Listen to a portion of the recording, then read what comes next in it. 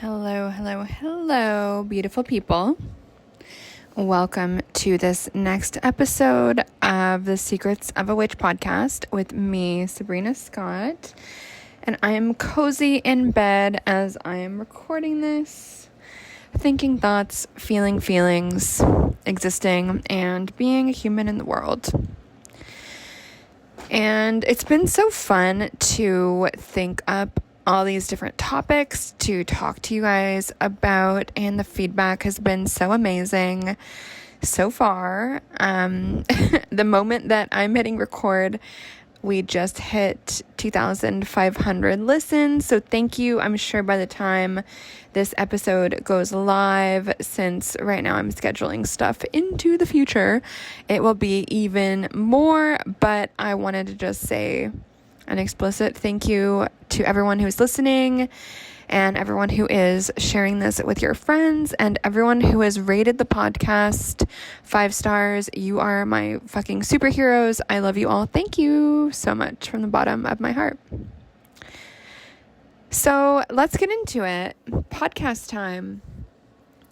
So today's episode, I want to talk about how it feels to be like shunned. I was trying to figure out how to explain this and like what words to use. And I think shunned, excommunicated, like I don't necessarily mean in the big bombastic balls to the wall, crazy town type of exclusion that we see with something like cancel culture or cancellations or anything like that. I'm just more talking about, people did not invite you to the party, so to speak, whether that's literal or figurative. In whatever community you're in, whatever friend group you're in, whatever. And maybe I'll just call it out, like what got me thinking about this. On occasion, I will scroll through the internet. I do this once a year, if that. But I'll creep around and see what other folks are doing in the space, in the industry, in the community. And there's a lot of folks I used to know, and it's been so interesting to me, this entire journey that I've been on, doing this thinking in public thing, being a spiritual teacher, reading tarot for folks, writing books, teaching classes, the whole bit. It's been so interesting to me, the glaring omission of me and my work from certain spaces, certain anthologies, certain podcasts, let's say, certain, fill in the blank. And sometimes if I'm having a low moment, it does make me feel kind of sad. Oh my God, why don't these people see my value? Why don't these people see my worth? And I've definitely rocked a lot of boats in my time being a publicly speaking human. And I know that's why a lot of y'all love me. So thank you for that. But it definitely isn't always easy being the person who does not just repeat the party line, the person who doesn't just say what's easy, the person who doesn't just repeat what everyone else is saying for easy clicks and likes and shares and whatever.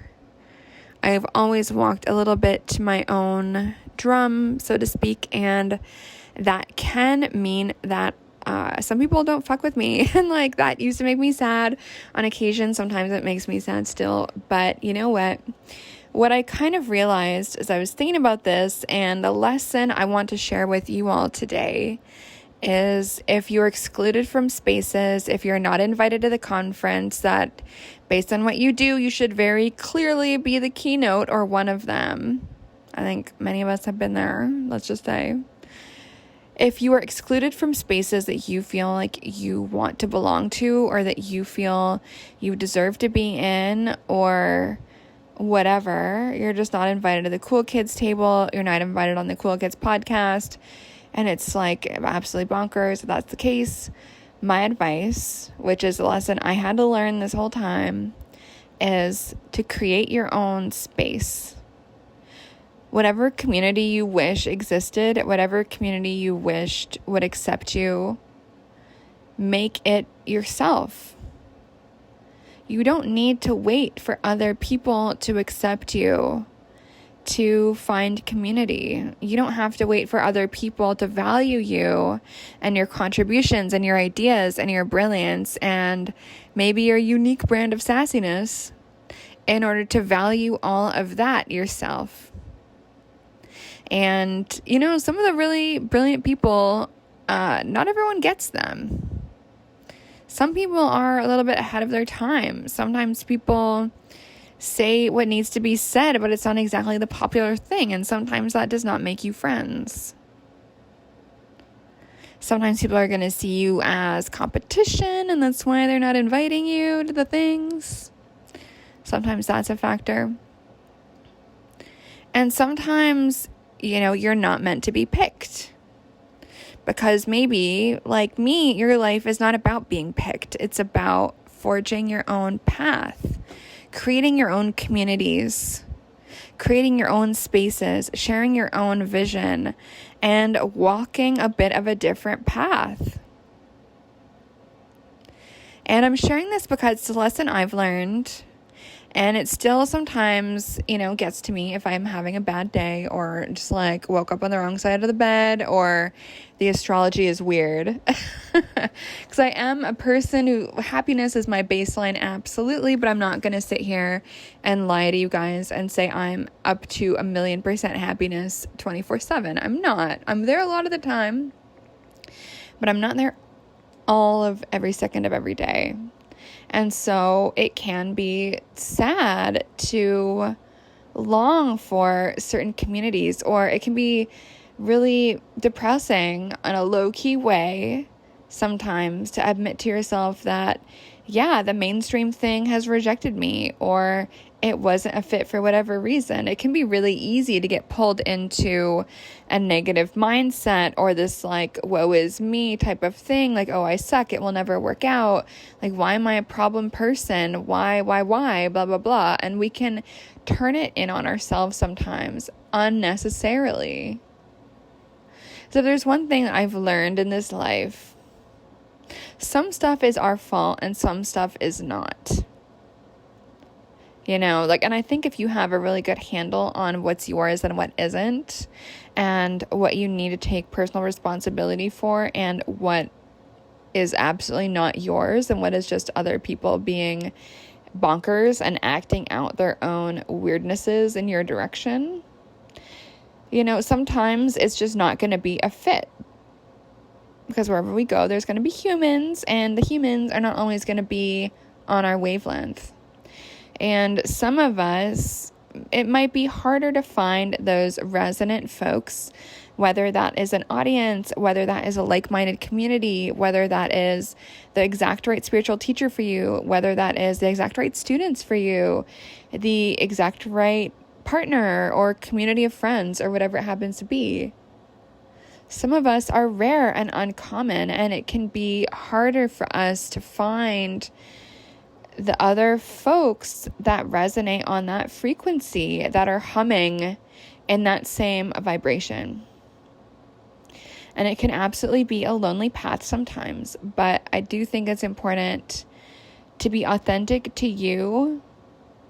And I'm sharing that because I believe it will help you, whoever you are, but also because I know it has helped me. The only failed spell I've ever done was to find community. I've been practicing magic since I was 8. I'm 33 now, and literally that's the only ritual I've done that exploded in my face and was nope, we're not doing that. I remember it very clearly. I drew all over the outside of the glass on this pink candle, looking for magical community and just the perfect coven or whatever to be a part of. And I drew all these things. I put all my intentions. I did all the stuff that I always do and that I teach y'all to do. And the fucking candle would not stay lit. All the other candles around it, fire, doing the thing, burning bright and burning all the way down to the bottom. But this candle would always blow itself out. And after trying to light this motherfucking thing for months, eventually I just gave up. It would not take. And there was nothing wrong with the candle. Nothing wrong with it. And so what I saw from that was it was a big fat NO from the universe being like, nope, your path is supposed to be different. You're not supposed to find a ready-made community because that is impossible for you. You are too unique. So guess what, friend? You have to make your own community. Be the change you want to see.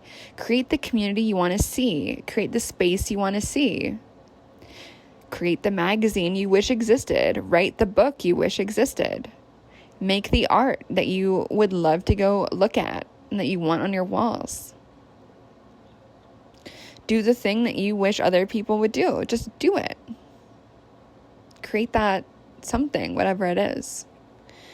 And this can be kind of sad to come to terms with, right? Because it is a little bit of a call to arms from the universe. The universe is like waggling its finger at you saying, no, guess what? You don't get to walk the easy path. You get to meander, climb up mountains, trip over rocks, get your foot caught in the root of a tree, like skim your knee on the ground and keep going.